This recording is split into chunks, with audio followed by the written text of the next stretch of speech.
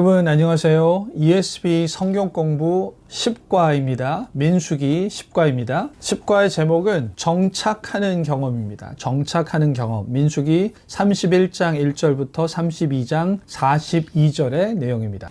문제를 먼저 보시면서 이 첫 번째 여기 지도랑 다 같이 미리 띄웠습니다. 우리가 지난번에 이미 25장에가 이제 모압 평지에서 일어난 일입니다. 여기서 가데스 바니아에서 그 출애굽기 1세대가 하나님께서 심판하셔서 너희들은 이제 가나안 땅에 들어가지 못한다라는 선고를 받고 그 다음에 광야를 이제 오래 1세대가 죽을 때까지 광야에서 시간을 보낸 다음에 이제 2세대를 중심으로 해서 이동을 했죠. 이동을 해서 이렇게 해서 모압 평지까지 왔습니다. 모압 평지에서 이제 25장에서 모압 사람들과 미디안 사람들의 그런 유혹으로 우상 숭배하는, 그리고 그들의 우상 숭배의 유혹에 바알신, 바알 부올이라고 했죠. 여기서 바알 부올에 이 섬기는 미디안과 모압 사람들의 꼬임을 받아서, 유혹을 받아서 넘어지고, 그래서 거의 이제 죽을 뻔하다가 비느하스의 속죄 사건을 통해서 그들이 역병이, 그런 하나님께서 심판으로 보낸 질병이 낫게 되고, 그 다음에 생존한 거죠. 이스라엘 백성이 살아서 거기서 2차 인구조사를 하고, 그리고 또 율법을 받고, 구체적으로 또 어떻게 제사를 지키는지 율법을 또 추가적으로 받은 다음에 지금 31장에 도달한 것입니다. 여기서 이제 이들을 넘어뜨렸던 미디안에 대해서 하나님의 심판에 대한 그런 내용입니다. 자, 문제를 읽겠습니다. 이전 단락에서 우리는 모압과 미디안이 협력하여 이스라엘을 몰락시키려고 한 일을 읽었다. 네, 앞부분. 이때 이제 이미 몰락시키려고 했었죠. 어떻게? 모압의 업무는 이스라엘을 저주하는 것, 발람을 통해서, 모압의 왕인 발락이 발람을 통해서 저주하려고 했는데 실패했습니다. 그리고 모압과 같은 연합 작전을 폈던 미디안의 전략은 이스라엘을 유혹하여서 그들과 통혼하고 자신들의 신을 섬기게 하는 것이었다. 이게 아까 제가 말씀드렸던 그들의 여인들이 이스라엘 백성을 유혹하여서 결혼하게 하고 성관계하게 하고, 그래서 바알신 숭상에 참여하게 했던 것이죠. 그 음모는 거의 성공할 뻔했지만 여호와는 미디안과 함께 죄지은 이스라엘을 심판하셨다. 그때 심판하신 것입니다. 제사장 비느하스가 중재하지 않았다면 이스라엘을 완전히 멸망시키셨을 것이다. 그런데 중재로 다행히 이스라엘은 살아남았고, 하나님께서 이 긍휼을 베풀어 주셨고, 여호와는 속죄를 통해 이스라엘에 대한 심판이 충족된 후에야 그 다음에 이제 미디안에 대한 심판을 명하신 것입니다. 지금 이제 미디안에 대해서 31장에서 25장에서 이스라엘 심판하신 다음에 이제 미디안에 대해서 심판을 하는데, 이 미디안이 죄를 범한 상대방은 누구였습니까? 자, 이것은 민수기 31장 보면 이렇게 나옵니다. 여기서 미디안은 지금 이스라엘 백성을 넘어뜨린 것이죠. 그래서 여호와께서 모세에게 말씀하시기 이르시되 이스라엘 자손의 원수를 미디안에게 갚으라. 그러니까 미디안은 이스라엘의 원수입니다. 왜냐하면 미디안이 이스라엘을 망하게 한 것이니까. 미디안이 이스라엘을 망하게 한 것이니까 이스라엘의 원수이죠. 그런데 여기서 이 구절을 보면은 그 후에 네가 내 조상에 돌아가리라. 모세가 백성에게 말하여 이르되 너와 함께 있는 사람들 가운데 전쟁에 나갈 사람들을 무장시키고, 이제 무장시켜서 미디안을 치러 나가는 거예요. 근데 미디안을 치러 보내어 여호와의 원수를 갚되, 여기서 미디안은 이스라엘의 원수일 뿐만 아니라 여호와의 원수이다. 왜냐하면 이스라엘이 하나님을 대표하는 백성입니다. 하나님의 소유된 백성이에요. 하나님의 자식, 하나님의 장자된 이스라엘 백성을 넘어뜨리는 미디안은 결국 하나님 장자에 대한 대적이니까 장자의 아버지인 하나님에 대한 대적인 것이죠. 그러니까 이 미디안에 이렇게 이스라엘을 넘어뜨리려고 하는 이러한 이 전략은 사단의 전략과 마찬가지입니다. 결국은 모든 미디안의 전략은 뭐죠? 하나님과 하나님의 백성 사이를 이간질해서 하나님의 백성으로 하여금, 아들로 하여금 아버지에게 반역하게 해서, 불순종하게 해서, 아버지를 떠나고 다른 신을 섬기게 해서 아버지한테 혼나게 만드는 거죠. 아버지한테 이 진노를 아주 크게 혼나게 만드는 것이죠. 그러니까 아버지와 아들 관계를 파괴시키는 이 녀석, 이 미디안의 역할은 사탄이 하는 역할입니다. 그래서 사탄이 우리에게 영적으로 공격할 때 대부분의 경우 사탄이 우리를 직접 어떻게 하는 것보다, 일단 사탄의 전략은 우리로 하여금, 그러니까 항상 일관적이에요. 어떤 상황을 통해서나 어떤 직접적인 영향을 통해서나 간접적인 영향을 통해서나 어쨌든 우리가 하나님을 아버지로 신뢰하지 못하게 만드는 것. 마치 아버지 하나님으로서는 충분하지 못하다. 다른 신을 섬겨야 된다. 바알신이 풍요의 신이라고 그랬습니다. 그래서 너희가 번영하고 제대로 잘 먹고 살고 안정되게 살려면 하나님만 섬겨서는 안 돼. 하나님만 섬겨서는 그것은 불안해. 어떻게 그것만 하나님만 섬기면 사냐. 순진하게.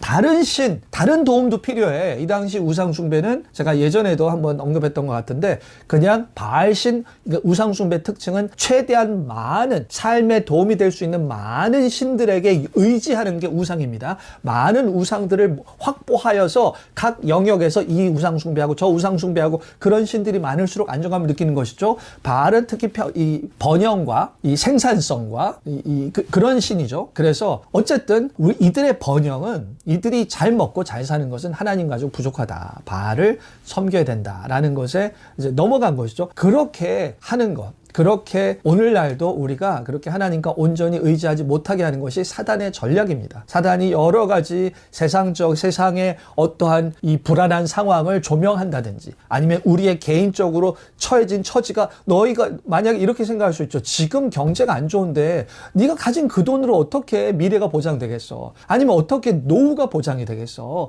더 많은 돈이 있어야지. 더 많은 돈이 있으려면은 어쨌든 돈을 벌고 노후를 준비하는 것은 하나님의 영역이 아니야. 하나님께 의지한다고 되는 게 아니야. 네가 알아서 너희가 스스로 뭔가 방법을 생각해내야 돼. 라는 그런 각종 여러 가지의 인간적인 그 외에도 젊은이들은 너희가 미래에 살려면 지금 집 한 채는 있어야지. 뭐 한 채는 있어야지. 그런 우리의 이 각자 연령에 따라서 우리에게 오는 유혹은 뭐 이 상황이 다르지만 비슷한 거죠. 하나님 가지고는 충분하지 않다. 그래서 하나님이 아닌 다른 것들을 보완책으로 가지고 있어야 된다. 그렇게 만드는 게 사탄이죠. 그렇게 해서 우리가 결국은 하나님만 온전히 의지하지 못하게 하는 거. 그리고 하나님을 온전하게 의지하지 못하면 하나님께 온전히 순종 못해요. 왜냐하면 하나님께 올인을 해야지. 하나님께 내 인생을 나한테 맡기고 내가 하라고 하는 것을 해라 할 때 오케이 알았습니다. 하나님께서 하라고 하는 것은 다른 어떤 것도 다 물리치고 그것을 순종하겠습니다. 전폭적인 순종을 하려면 이분께 다 맡겨야 되는 것입니다. 그런데 하나님 외에 여러 가지에 걸려 있잖아요. 의지하는 게 여러 개 있으면 하나님이 이거 하라고 그랬을 때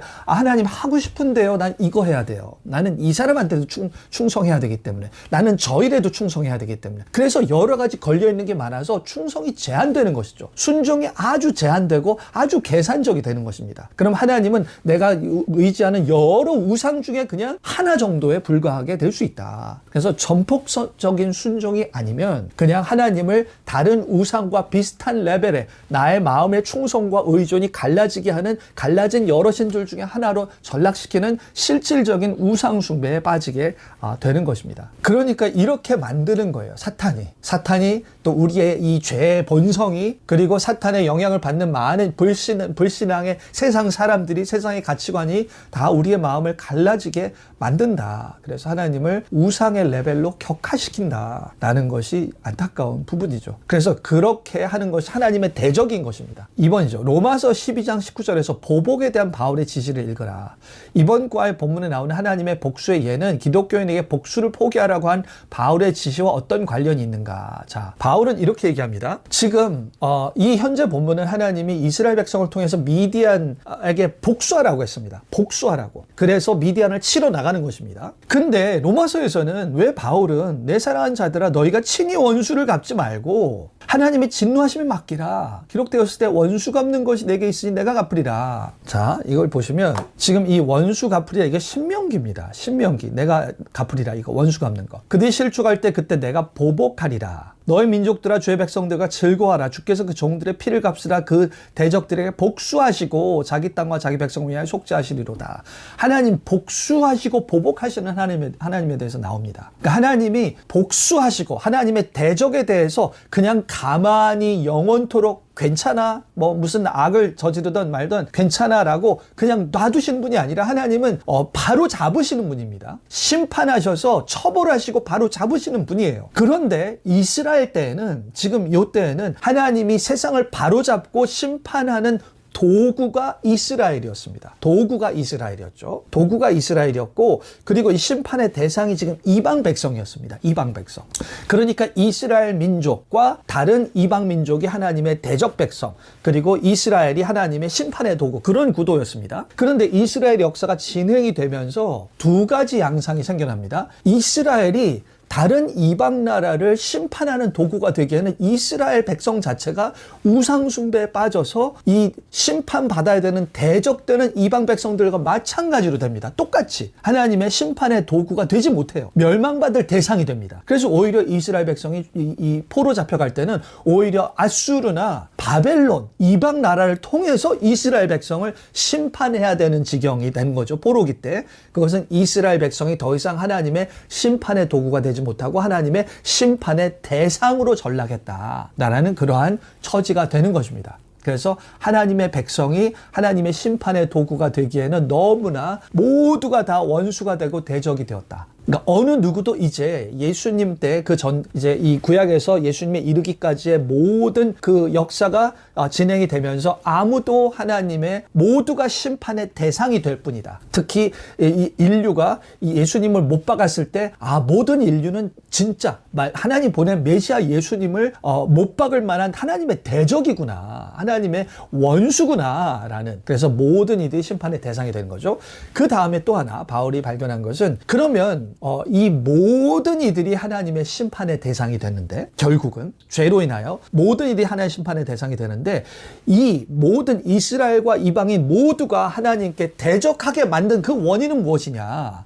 아까 구약에서는 이스라엘 백성을 이간질한 이방인이었죠. 그러니까 하나님께 이스라엘 백성이 반역을 했고 그것을 이간질시키는 더 그 배후에 있는 그 나쁜 놈이 이방인이었습니다. 근데 신약 때는 이스라엘 이방인 모두가 다 하나님과 반역한 그런 다 반역자가 되고, 그 배후가 뭐냐면 그 배후가 죄라는 세력과 사탄이라는 악입니다. 그래서 궁극적인 배후는 죄와 사탄과 사망이에요. 죄, 사탄, 사망. 세 개의 트리오라고 생각하시면 됩니다. 죄와 사망과 사탄이 유대인과 이방인 모두 하나님의 형상 백성을 하나님께 반역하게 만든 궁극적인 배후이다. 그래서 예수님의 십자가와 부활 사건이 그 궁극적인 그 배후에 대해서 심판하신 사건입니다. 배후에다 십자가가 그 배후가 되는 그 대적자 원수를 심판하신 사건이다. 그래서 하나님의 심판의 도구는 예수님이 아담이시고, 그리고 이스라엘의 메시아인 예수님만이 하나님의 심판의 도구가 돼서 궁극적인 대적인 죄와 사망과 사탄을 심판하셨다.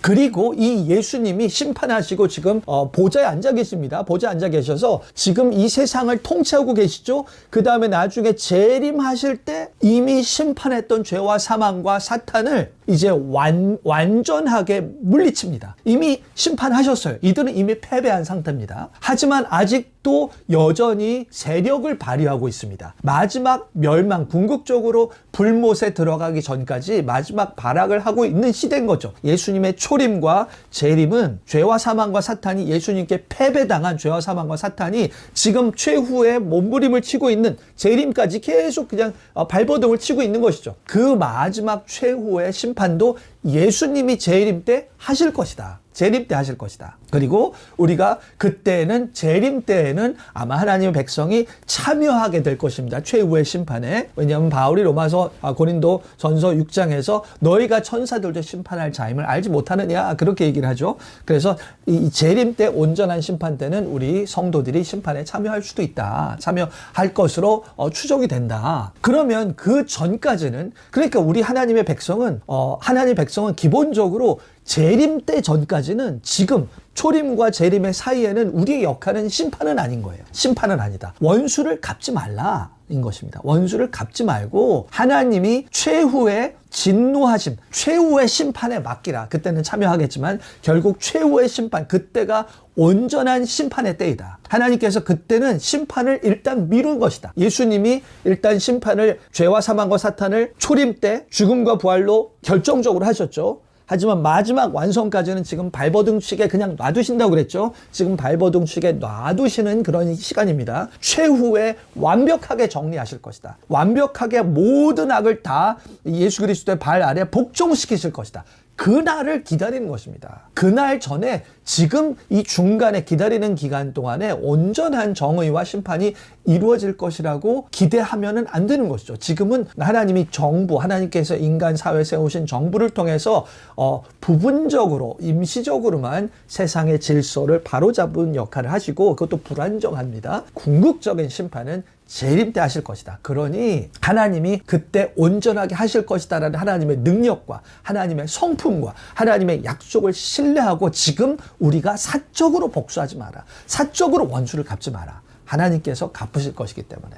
보통 영화 같은 데서 보면은 뭐 어머니나 아버지가 자기 자식과 이 가족이 당한 그런 억울함을 위해서 직접 복수하고 나서는 그런 영화들이 많죠. 그런 영화들 보면 보통 어떠한 전제가 깔려 있냐면 내가 복수하지 않으면 이 세상에 아무도 정의를 실현할 자는 없어. 아무도 악을 처벌할 자는 없어. 그러한 전제가 있는 것입니다. 근데 우리는 그러면 안 되죠. 우리는 마치 하나님도 모든 악을 아무것도 바로잡으시지 않을 분과 같이 생각하여서 내가 나서야 돼. 왜냐면 아무도 없으니까. 그렇게 하면 안 되는 것이죠. 우리는 하나님이 온전하게, 가장 온전하게, 완전하게, 확실하게 하나님이 정하신 시간에, 하나님 정하신 방식으로 모든 인간의, 모든 사람의 인생 모두의 행동과 내면과 모두를 다 드러나게 하셔서 그에 합당하게 완벽하게 심판하실 그날 그 하나님을 신뢰하기 때문에 내가 괜히 나서서 사적으로 복수하지 않는다. 원수 갚음은 우리에게 있지 않다. 하나님께서 하신다. 나중에 하나님께서 완벽하게 심판하실 때는 우리가 참여할 수도 있다.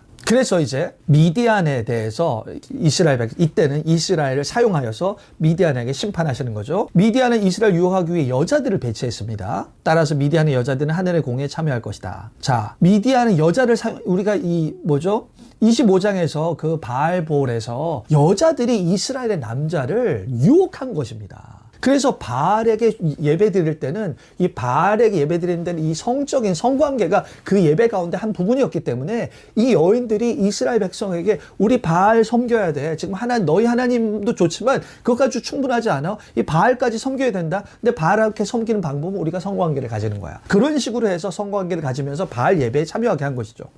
그래서 여기서 31장 17절 18절에 심판은 미디안 가문의 완전한 종말을 가져올 것이다. 그래서 그렇게 이들을 유혹한 미디안 가문의 완전한 종말을 가져오는 그러한 식의 심판을 언급하십니다. 결혼하지 않은 소녀들만 남겨두는 것에는 미디안의 이름을 완전히 없애려는 의도가 있다. 자, 결혼하지 않은 소녀들만 남겨두는 것. 미디안 가문의 완전한 종말은 우상숭배 심각성에 대해 무엇을 가르쳐 주는가? 자, 이게 지금 이제 어떤 식으로 심판이 오냐면 이제 본문을 보겠습니다. 미디안을 쳐서 남자를 다 죽였어요. 자, 그런데 여기서 이스라엘 자손이 미디안의 부녀들과 아이들, 여자들과 아이들은 사로잡았습니다. 사로잡고 양떼와 재물을 탈취하고 촌락을 불사르고 탈취한 거 노력한 거 사람과 짐승을 다 빼앗으니라. 그러니까 모세가 군대 지휘관 싸움에서 돌아온 천부장들과 백부장들에게 싸움에서 미디안을 치고 돌아온 천부장과 백부장들이 여인들과 아이들을 데리고 왔으니까 노하니라. 모세가 노합니다. 15절에 모세가 그들에게 이르되 너희가 여자들을 다 살려두었느냐? 아니, 자, 남자들을 죽였습니다. 남자들을 죽여서 그들의 이때는 가부장제잖아요. 그죠? 남자에게 여자가 속했기 때문에 남자들을 죽였죠. 그런데 지금 이 여인들은 그 남자 각 가족에 속한 자들입니다. 속한 자들. 그래서 속한 자들이고 그 아이들이 있는 거죠. 아이들이 있는데 여자들을 살려두었다는 것 자체가 여기서 이제 모세가 여자들을 살려두는 것의 위험성에 대해서 얘기합니다. 16절. 보라, 이들이 발람의 꾀를 따라 이스라엘 자손을 부올의 사건에서 여호와 앞에 범죄하게 하여 여호와 회중 가운데 연병이 일어나게 하였느니라. 그러니까 이 꾀를 따라 보올 사건에서 범죄하게 한 게 이게 여인들이었죠. 여성들이 이스라엘 남성들을 꾀어서 그렇게 넘어지게 한 것이죠. 근데 그 여인들을 살려놓은 거예요. 그 여인들을 그러면 이렇게 살려놓으면 또 유혹을 받을 수 있는 여지를 남겨두는 것 아닙니까? 남자들이 없다 하더라도 결국 실질적으로 유혹한 건 여인들인데 이 여인들을 살려두는 것 자체가 너희들이 유혹의 근원을 제거하지 않았다라고 얘기하는 것이죠. 그러면 아이들 중에서 남자는 또 다 죽이는 거예요. 왜냐하면 성인 남성의 부인이 남았죠. 그 아이들의 남자가 있죠. 그러면 이 남자아이가 그 가문을 이어갈 거 아닙니까? 그 아버지의 그 미디안의 족보와 가문을 그대로 이스라엘 백성에 살면서도 미디안의 어떤 뿌리와 족보가 그대로 그 아이를 통해서 이어지기 때문에 남자는 다 죽이는 거죠. 그리고 남자와 동침하여 사내를 아는 여자도 다 죽이는 겁니다. 결혼한 여인들도. 왜냐하면 기본적으로 이 결혼한 여인들은 결국 아이도 죽고 남편도 죽고, 그러니까 이 결혼한 여인 자체가 기본적으로 가문을 이어갈 수 있는, 만약에 결혼한 여인이 이스라엘 백성과 남자와 결혼하게 되면은 일단 이스라엘 백성 남자가 이 여인과 결혼하는 것 자체가 불결한 것입니다. 이 여인은 이방 사람과 결혼한 여인이니까 이스라엘 백성 남자와 결혼하는 것 자체가 불결하는 거고, 결혼한다 하더라도 결혼하여서 그러면 이쪽 이방의 가문으로 속하게 되는 것으로 될 수 있기 때문에, 그래서 어쨌든 이 결혼한 여인들도 유혹의 뿌리이기도 하고 미디안의 가문과 족보의 흔적이 여전히 남겨둘 수 있는, 그런 불씨를 남겨둘 수 있는 그런 여지가 있다. 그래서 여자도 다 죽입니다. 뭐만 남겨두느냐? 누구냐만 남자와 동침하지 아니하여 사내를 알지 못하는 여인들은, 이 사내를 알지 못하는 여인들, 결혼하지 않은 여인들, 이 여인들은 더럽혀지지도 않았고 미디안 남자들과, 그리고 어떠한 가정의 부인으로 남편과 결혼하여서 그 가문의 가족에 속하지도 않았습니다. 그래서 이 여인은 이스라엘 남자들과 결혼하면 이스라엘의 가정 안에 흡수될 수 있는 것이죠. 결혼하지 않은 여인들은 이스라엘 백성 안에 유혹의 불씨가 되지 않고 이스라엘의 그 가부장적 가족 가운데 흡수되어서 영향력을 발휘하지 않을 수 있다. 그리고 오히려 이스라엘 백성의 번성에 도움이 될 수 있는 거죠. 그래서 이 싱글로 홀로 된 여인들만 이스라엘 백성과 공존하여도 죽이지 않아도 흡수되어서 우상숭배와 미디안의 영향력에 불씨를 남기지 않을 수 있는 그런 유일한 그런 자들이기 때문에 이렇게 하는 것입니다. 그러니까 여기서 알 수 있는 것은, 지금 이 미디안과 그러니까 이렇게 가혹하게 심판하신 것은 그만큼 우상숭배의 영향력이 크다는 것입니다. 애초에 이제 가나안 땅에 갈 때도 그 우상숭배를 하는 자들에 대해서는 가혹하게 이 우상숭배 하는 자들에 대해서 멸절하라고 말씀하시죠. 그리고 이 우상숭배의, 신명기도 나옵니다. 우상숭배의 유혹을 받아서 흔들리는 그 이스라엘 백성이 우리도 가서 우상숭배를 하자, 그렇게 선동하는 자 돌로 쳐서 죽이라고 하죠. 그러니까 우상숭배에 대해서 하나님께서 가혹하게 강하게 말씀하시는 게, 그만큼 특히 이 이스라엘 백성 때 아직 우리가 온전하게 마음의 할례를 받지 못했던 그러한 이스라엘 백성, 그 겨우겨우 하나님의 이 백성으로 겨우겨우 이렇게 하나님 백성의 이 어떤 명맥을 유지하는 이들에게 우상숭배의 영향력은 너무나 치명적인 거예요. 너무나 하나님으로부터 멀어지고 하나님의 반역과 하나님의 진노를 받기에 합당한, 아버지 하나님과 장자 이스라엘 백성의 이 관계를 파괴하기에 너무나 큰 영향력을 끼치는 것이, 그것이 우상숭배고, 우상숭배가 너무나 쉽게 장악할 수 있기 때문에 그렇습니다. 그래서 아까 제가 설명드린 것 같이, 그러니까 우상숭배는 그런 거죠. 그러니까 그만큼 이스라엘 백성의 그 완악한 마음이란 것이 그렇잖아요. 마음이 완악해서 하나님을 완전하게, 갑자기 어느 순간 하나님을 완전하게 거부하지 않습니다. 하나님을 완전히 없는 존재 취급하지 않아요. 그냥 하나님으로 충분하지 않게 만드는 거죠. 우상숭배가 들어오면 하나님 인정해. 하지만 하나님만으로는 안 돼. 다른 것들도 필요해. 그게 우상숭배가 우리 안에 점점 들어와서 우리 안에 점점 그 우상숭배가 자라나게 하는 방법이거든요. 하나님의 충분성을 훼손시키는 거. 그래서 하나님에 대한 신뢰와 순종에 금이 가게 하는 거. 그 우상숭배는 그래서 너무나 이게 전염이 돼서 점점 우리 안에 자라서, 우리 마치 바이러스가 들어오면 우리가 막 이 병원균, 우리가 뭐 독감 걸리거나 그렇게 바이러스에 노출되면은 이 바이러스가 일정량이 들어오면 그게 이제 점점점 많아져서 우리가 몸이 감당할 수 없게끔 되는 거죠. 그러려면 바이러스와 거리를 유지해야 되잖아요. 거리를 유지해서 이 바이러스가 많은 곳에 가면은 감염되지 않게끔 해야 되는 것이죠. 그래서 마스크도 쓰는 것, 그런 것이죠. 그렇게 바이러스가 강하면 우리한테 점령할 수 있는데 이 우상숭배는 그런 우리 안에 일단 침투해 들어오면 우리를 너무나 쉽게 장악할 수 있는 그런 종류의 바이러스인 것이죠. 그래서 우리의 삶을 돌아보면서도 무엇인가 이게 우상숭배가 오늘날에는 이러한 어떤 구체적인 어떤 게 아니라 그냥 우리 안에 삶의 환경 가운데 뭐든지 간에 어쨌든 우리의 마음으로 하여금 하나님의 충분성을 훼손하게 하는 것, 하나님을 의존하지 못하게 하는 것, 그러한 종류의 대화, 그런 종류의 사람, 그런 모든 것들이 우리의 마음을 병들게 할 수 있는 것입니다. 그러니까 정말로 우리가 정말 깨어 있어서 내가 온전히 하나님을 의지하고 있는가? 나의 지금 마음의 상태가 하나님께 전적으로 의지하는, 하나님께 전적으로 의지한다는 게 뭔지는 알고 있는가? 너무나 우상숭배적인 그러한 삶에 너무 익숙할 수도 있습니다. 그냥 정직하게 돌아보면 나는 하나님 외에 여러 가지 다 의지하고 있는데 그게 오래되다 보니까 그게 내가 여러 가지를 의지하고 있다는 게 안 느껴질 수도 있는 거예요. 아니면 느껴지면서도 어쩔 수 없다고 생각할 수도 있고 이미 병들어 있는 거죠. 그것은 병든 상황인 것입니다. 그래서 이러한 말씀을 통해서 그것은 하나님의 백성으로 합당하지 않은 것이다. 진노를 초래하는 상황이다. 우리가 벗어나야 하는 상황이다. 하나님을 전적으로 의지하는가? 하나님을 의지하는 그런 의존성과 여러분 하나님을 전적으로 의지하면 간절함이 생기는 거예요. 간절함이 안 생길 수 없어요. 왜냐하면 하나님만 붙들고 있는데 다른 거를 다 놨으니까 다른 걸 의지하는 걸 다 포기했으니까 이제 하나님 외에는 없는 거죠. 그러니까 하나님을 더 꽉 쥐는 거예요. 여러 가지에 다 엄마 누구 손도 잡고 여러 로프가 있고 지탱하는 게 여러 개 있으면 하나 놔도 괜찮거든요. 근데 지탱하는 게 하나라면 이걸 꽉 잡는 거거든요. 이걸 꽉 잡는 거예요. 그러니까 하나님을 꽉 잡고 있는 하나님에 대한 간절한 붙들림이 없다면 아마도 하나님 외에 여러 가지를 다 붙드는 게 많다는 거고 그만큼 우리가 우상숭배적인 그러한 이 신앙에 노출이 돼 있다라는 안타까운 진단을 내려서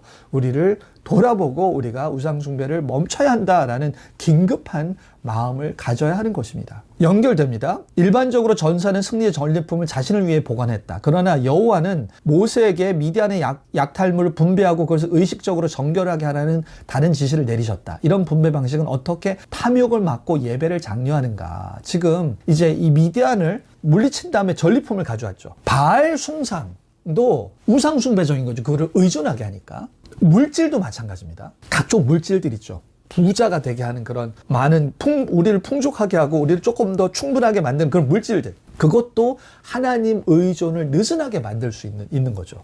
그래서 지금 이 전리품들을 그들이 가지고 왔는데 여기서 너희들을 몸을 깨끗하게 하고 포로도 깨끗하게 하고 모든 것을 깨끗하게 하고 그들이 가져온 것을 금은동 철과 주석과 납 등의 불에 견딜 만한 모든 것을 불에 지나가게 하고 정결하게 하는 물로 깨끗하게 하고 불에 견디지 못할 것은 물로 깨끗하게 하고 옷을 빨아서 깨끗하게 하고 지금 모든 것을 정결하게 전쟁에서 돌아온 너희들 전체의 몸과 너희들이 가져온 모든 것을 정결하게 깨끗하게 하라라는 것 자체가 이 정결함은 뭐죠? 하나님께 나아가기에 우리의 몸도 원래 하나님 소유이기 때문에 다른 것에 불결하게 된 것을 하나님의 소유로 다시 한번 회복시키는 게 정결하게 하는 것이고 지금 다른 전리품도 다른 이방 나라의 이방인들에게 속해서 불결한 상황에 있는 것을 하나님께 드려지기 위해 정결하게 하는 것이고 이 정결 예식을 거하는 것 자체가 우리 자신과 우리가 얻은 모든 것이 하나님께 속한 것이다. 하나님의 소유다. 너희가 사적으로 취할 만한 것이 아니야.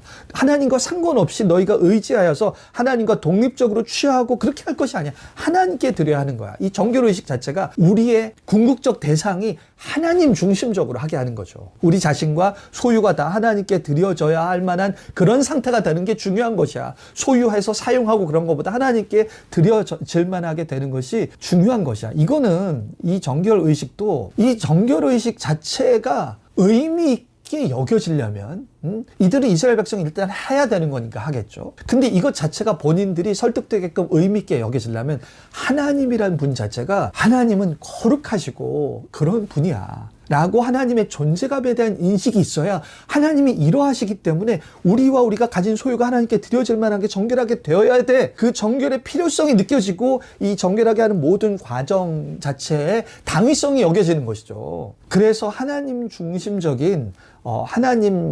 중심적인 그러한 강조를 하는 것입니다. 오늘날에는 고린도전서에서 얘기하는 것 같이 뭐죠? 너희 몸은 너희가 하나님으로부터 받은 바 너희 가운데 계신 성령의 전인 줄 알지 못하느냐. 우리의 몸은 그래서 너희는 너희 자신의 것이 아니라, 그러니까 우리의 몸 자체가 우리의 자신의 것이 아니라는 거예요. 우리의 몸 자체가 하나님이 계시는 성전이다. 하나님의 소유고, 이게 하나님이 거하시는 것이라는 것은 하나님의 것이에요. 하나님의 소유입니다. 근데 하나님의 소유인데 하나님과 완전히 친밀한 소유라서 하나님이 그 안에 거하실 만한 것이라는 거죠. 거하지 않아도 하나님의 소유가 될 수 있는데 하나님이 거하실 만한 성전과 같은 하나님의 소유인 것입니다. 근데 그게 우리의 몸이라는 거예요. 몸. 그리고 이것을 하나님이 예수 그리스도의 핏값으로 산 거예요. 또 하나님의 것인데 하나님이 정말 큰 대가를 치르고 자신의 것으로 만드신 거죠. 그러니 너희 몸으로 하나님께 영광을 돌리라. 지금 이게 고린도전서의 맥락은 이제 성적인 죄랑 일단 1차적으로 관련이 있습니다. 성적인 죄. 성적인 죄에 노출하는 것은 다른 여인과 성관계를 하고 이 성전에 이거 우상숭배,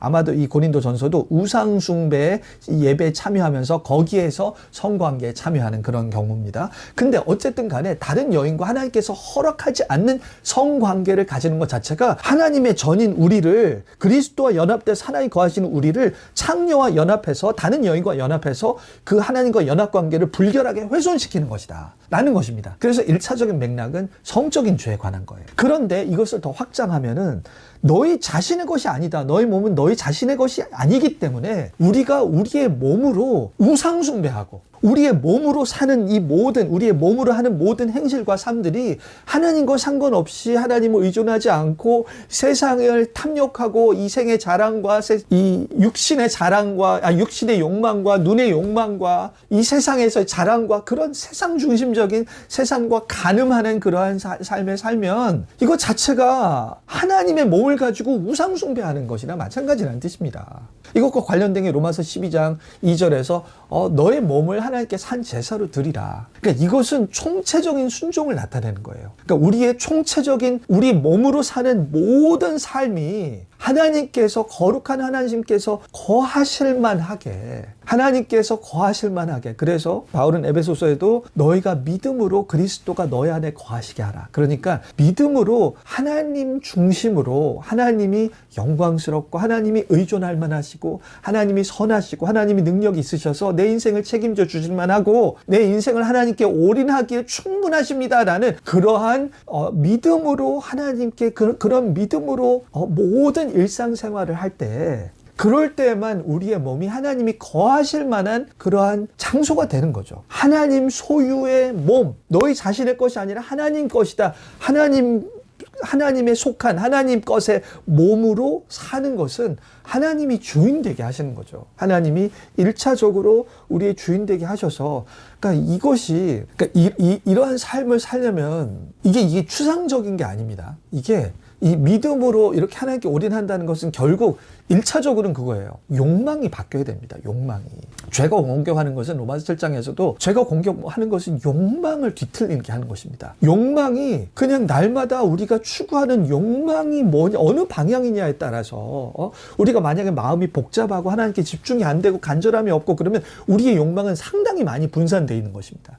많이 분산되어 있는데 그게 하나님과 상관없는 각종 소원함과 원함과 욕망이 너무나 막 퍼져 있는 거예요. 마치 남편 대신 하나님은 여기 계시고 남편은 별로 사랑하지 않는데 세상에 있는 많은 여인들, 아니면 세상에 있는 많은 남자들한테 저 남자도 마음에 들고 저 남자도 마음에 들고 이 남자도 마음에 들고 다 매력은 다지만 조금씩 막 그런 흥미가 있고 막 그런 이 매력을 느끼는 거죠. 그게 막 복잡한, 그래서 머릿속에 많은 남자들, 많은 여인들이 떠오르는 것 같이 그 속에 남편에 대한 생각의 어떤 사랑과 헌신은 없는 거죠. 그렇게 욕망, 우리의 욕망을 돌아봐서 우리의 욕망은 얼마나 집중되어 있는가, 우리의 욕망은 얼마나 주기도문에서 나오는 그런 기도를 하는가, 하나님의 이름이 거룩히 여겨지심을 받는 것을 얼마나 소원하는가, 하나님의 나라가 이루어지는 것을 얼마나 소원하는가, 먼저 그 나라와 그 의를 구하는 것을 얼마나 소원하는가, 얼마나 그리스도를 아는 지식이 정말 고상하게 여겨지는가. 그래서 세상에서 자랑하던 것을 해로 여기고 배설물로 여기는가. 그러니까 그런 거룩한 욕망, 하나님에 대한 거룩한 하나님의 존귀하심에 대한 인식, 여러분 이게 추상적이 되어서는 안 됩니다. 보이지 않는 하나님, 이게 거룩함과 어떤 영광, 그런 게 되게 추상적이잖아요. 근데 이것이 우리의 실질적인 욕망과 소원을 붙들 만큼 실질적이어야 되고 무게가 있어야 되는 거죠. 하나님의 영광하면 이게 구체적으로 어떠한 이런 이 시각적인 건 없지만 아주 실질적이고 우리의 마음을 흔들고 붙들 만큼 강력한 것이어야 되는 거예요. 그러니까 보이지 않는 하나님이 보이는 세상보다 더 진짜같이 여겨지는 것, 그게 믿음이거든요. 그 믿음이 필요한 것입니다. 믿음이. 성령께서 우리에게 믿음을 주셔서 우리의 욕망부터 변하는 것. 그래서 우리가 삶을 살아가게 하는 우리의 마음의 엔진 자체가 각종 여러 가지 이상한 방향으로 막 흘러가지 않고 하나님을 향해 우리의 몸을 들여지는 그런 방향으로 우리가 삶을 살게 하는 그런 욕망이 변하는 것이 중요하다. 하나님께 향하는 거룩한 욕망, 성령의 소욕을 우리가 받는 것. 그래서 그 소욕대로 사는 것이, 이게 안 되면 안 되는 거죠. 이게 안 되면 우리는 믿음이 너무 약하든지 없는 것입니다. 그냥 나는 하나님 믿으니까, 내가 예수님 교리적으로 인정하니까 그거 가지고는 안 되는 거예요. 그 정도는 뭐 사탄도 인정합니다. 교리 어느 정도 뭐 그렇지라고 다 인정하지만 결국은 욕망의 레벨에서 마음의 소원함이, 마음의 추구함이 어디 있는가가 중요한 것이다. 자, 여기서 이제 3번이죠. 놀랍게도 하나님의 심판은 미디안에게 완전한 종말을 가져오지만 이스라엘 사람은 한 사람도 멸망하지 않았다. 지휘관들은 이 결과에 놀랐다. 이스라엘이 살아남은 것은 그들이 결백해서가 아니라 속죄받았기 때문이다. 이 결과는 다가올 최종 심판에 대해 어떻게 우리의 정신을 각성시키고 위로해야 하는가. 자, 지금 미디안은 지금 완전히 심판했지만 미디안에게 넘어가서 그렇게 우상숭배에 참여했던 이스라엘 백성은 아까 25장에서 민수기 25장에서 멸절당하지 않았습니다. 근데 그들이 결백해서가 아니에요. 똑같은 우상숭배자인데 결백해서가 아니라 비느하스를 통해서 속죄가 됐기 때문이죠. 본문을 보겠습니다. 자, 일단 지금 여기서 미디안을 치러 나갔던 이스라엘 군대가 돌아왔어요. 돌아와서 모세에게 말하되 당신의 종들이 이끈 군인을 계수한즉 전쟁, 미디안을 치러 나간 전쟁에서 우리 중 한 사람도 충나지 아니하였다. 우리는 완전 다 사는 거예요. 전투면은 그래도 몇 수는 죽고 뭐 어느 정도 이렇게 치열한 전투면 양쪽에 사상자가 생길 만한데 미디안은 멸절하는데 이스라엘 백성은 충나지 않았어요. 그러니까 놀란 것이죠. 그래서 감사함으로 헌금으로 우리의 생명을 위하여 여호와 앞에 속죄하러 가져왔나이다. 이 모든 이 전리품들을. 그래서 군인들이 각자 자기를 위하여 탈취한 것을 이렇게 하나님께 드리는 감사함으로 우리가 이렇게 살았습니다. 살려주신 것에 대해서. 근데 왜 이렇게 살 수 있었는가? 이들이 뭔가 몰래 더 하나님께 마음에 든 한 것이 있는가? 그게 아니라 이거죠. 25장에서 이미 엘르아살의 아들 비느하스를 통해서 이들을 통해서 이 비느하스를 통해서 내 노를 돌이켜서 질투심 그들 소멸하지 않게끔 비느하스의 제사장 엘르아살의 아들 비느하스의 대제사장적인 사역이었습니다. 그러므로 말하라 내가 그에게 내 평화의 언약을 주리니 그와 그 후손에게 영원한 제사장 직분의 언약이라. 하나님을 위하여 질투하여 이스라엘 자손은 속죄하였습니다. 제사장이 있기 때문에 제사장의 속죄 사역을 통해서 그러니까 이렇게 치명적으로 멸망할 수 있는 상황에서도 제사장의 이러한 이 속죄적인 사역을 통하여서 이스라엘 백성이 살아남을 수 있게 된 것이다. 나는 이 제사장, 대제사장의 속죄적인 기능이 이스라엘의 생존에 있어서 핵심적이었습니다. 핵심적. 그래서 우리도 마찬가지죠. 우리도 지금 우리가 왜 우리의 믿음 없음과 우리의 세상 사람들과 어쩔 땐 많이 비슷하게 우상숭배에 빠지고 그러한 우리의 어떤 한계와 더 나을 게 없는 모습과 그런 모습에도 불구하고 하나님이 왜 우리에게 호의를 베풀어 주실 것인가? 하나님 왜 우리가 기도하고 하나님께 긍휼을 구하면 하나님께서 긍휼을 주실 것인가? 하나님이 원래 긍휼이 있으신 분이에요. 오래 참으신 분이기도 하죠. 근데 역사 가운데 이미 하나님의 오래 참음만으로는 안 되는 지점에 다 도달했습니다. 이미 너무나 치명적으로 죄를 짓는 것이 역사 가운데 아담과 아담의 자손이 치명적으로 지금 이 비느하스 이때뿐만 아니라 이스라엘의 광야 때뿐만 아니라 나중에 이스라엘 왕국이 세워지고 그때도 계속 죄 저지르고 중간기 때도 그렇고 예수님 오셨을 때도 다 치명적으로 메시아에게 대적하는 제자들도 다 떠나버리는 그런 사역을 통해서 더 이상 이들은 봐주는 것으로는 될 수 없다. 봐주는 것도 한계가 있지, 긍휼도 한계가 있지, 더 이상 이것으로는 안 돼. 그 지점을 넘었습니다. 하나님의 원래 긍휼하심으로 오래 지나시는 지점은 넘었습니다. 그러면 어떻게 하나님께서 우리에게 여전히 호의를 베푸시는가? 완전히 예수님 때문이죠. 우리는 제사장마다 옛날 구약 때는 매일 서서 자주 같은 제사를 드리는데 그 제사도 죄를 없게 하지 못했지만 오직 그리스도는 죄를 위하여 자신을 드리시고 하나님 우편에 앉으사 한 영원한 제사, 예수님의 피 흘리심, 죽으심, 예수님의 피 흘리심과 예수님 자신, 피 흘리신 자신과 생명을 하나님께 드린 것이죠. 그 영원한 제사, 그 후에 자기 원수들 자기 발등상이 되게 하실 때까지 기다리시니 그가 거룩하게 된 자들을 한 번의 제사로 영원히 온전하게 하셨느니라. 예수님의 대제사장으로 드리신 제사는 모든 우리의 과거와 미래와 모든 죄를 단번에 해결하신 영원한 제사고 우리를 영원하게 온전하게 하셨다. 영원하게. 예수님의 우리의 죄값을 영원히 단번에 치루신 그 제사 외에는 우리가 하나님 앞에 우리의 미래에 대해서 우리가 하늘나라에 가고 하나님이 우리를 인도하시고 우리를 용서하여 주시고 우리에게 기회를 주시고 그 모든 것은 하나님이 우리를 이렇게 아들과 같이 우리가 죄 지어도 또 다시 용서해 주시고 또 다시 우리를 받아주시고 인간으로 아버지와 우리 그냥 보통 이 부모가 자식을 볼 때 우리 자식 이쁘잖아요. 이쁘니까 죄를 져도 그러니까 우리가 이 육체적인 부모와 우리 보통의 부모와 자식 간의 관계는 우리와 하나님과의 관계에 직접적으로 대입하기에는 너무나 상황이 다릅니다. 일단 우리 육체 자식은 이쁘잖아요. 귀엽잖아요. 우리 새끼니까 얼마나 귀여워요. 근본적으로 상당히 아주 사랑받을 만한 부분이 있습니다. 그리고 이들이 잘못해봤자 그렇게 큰 잘못을 하지는 않아요. 그러니까 기본적으로 이쁜 데다가 이들이 저지른 죄도 그렇게 심하지 않기 때문에 이들에게 기회를 주고 봐주고 다시 한번 용서해주고 너그럽게 해주고 그러기는 쉽습니다. 그러니까 이거를 우리의 상황으로 대비하면 안 됩니다. 우리는 하나님을 완전히 우상숭배하여서 하나님을 반역하여서 하나님께 대적하여서 하나님을 거의 메시아를 죽인 그러한 존재이기 때문에 마치 우리 육신의 자식이 우리 부모를 인정하지 않고 우리 부모를 팔아넘기고 완전 대적하고 부모를 사랑하는 그 전혀 없고 부모가 아닌 다른 자들을 의지하고 완전 그런 이 말종 중에 완전 이 엽기적인 그러한 케이스라고 보셔야 되는 거예요. 그럼에도 불구하고 하나님께서 우리를 멸망하시게 자식이라도 이 정도는 안 돼 라고 멸망하시기에 합당할 정도의 그러한 상태라서 이 자식이라도 이거 버려야 돼 그런 상황인데도 불구하고 원래 우리는 원수였습니다. 로마서 5장에서 우리가 아직 원수 되었을 때예요. 근데 예수님의 사역을 통해서 우리 죄값을 치러주시고 또한 우리를 예수님의 의를 전가해 주셔서 우리를 의롭다 하심, 우리를 아주 의로운 자식과 같이 하나님께서 대해주시는 거예요. 그러니까 우리한테 하나님이 우리 계속 대해주시는 게 너희들은 이쁘고 의로운 자식과 같이 대해주시는 것입니다. 잘못해도 용서해주고 그래도 여전히 최상의 것으로 최선의 것으로 인도해주고 그런 의로운 자식으로 우리를 대해주시는 거예요.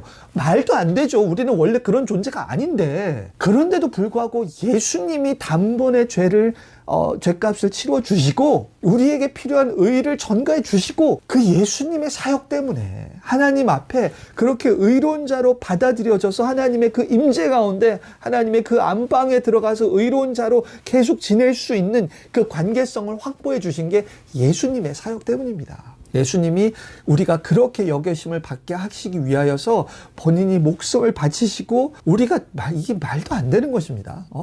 왜 우리의 완전히 멸망시켜도 모자랄 만한 그런 존재를 애초에 우리를 살리시기로 결정한 것 자체가 너무나 놀라운 것인데 우리를 그냥 생존만 시켜주셔서 감사한데 우리를 의로운 자로 하나님의 의로운 효자로 여기게끔 그런 식으로 여기겠다는 거예요. 살려만 주셔도 감사한데 그런 식으로 여김을 받을 수 있게끔 하시기 위해서 예수님이 우리를 위하여 목숨을 바치시고 하나님이 자기 독생자를 아끼지 아니하시고 그렇게 대신 죽게끔 하신 거는 하나님의 헤아릴 수 없는 사랑입니다. 그래서 하나님의 헤아릴 수 없는 사랑으로 우리를 단번에 죄값을 해결해 주셔서 우리가 의로운 하나님의 그런 의로운 효자와 같이 그렇게 관계성을 맺어주신 것은 정말 하나님의 예수 그리스도의 사역을 통해서만 되는 것이다. 대제사장 되시는 예수님의 사역을 통해서만 이루어진 것이고 하나님이 그렇게 하신 것이죠. 마지막 문제입니다. 마지막. 지금 이제 협상이에요. 협상이 뭐냐면 지금 새로운 세대에서 놀라운 사실을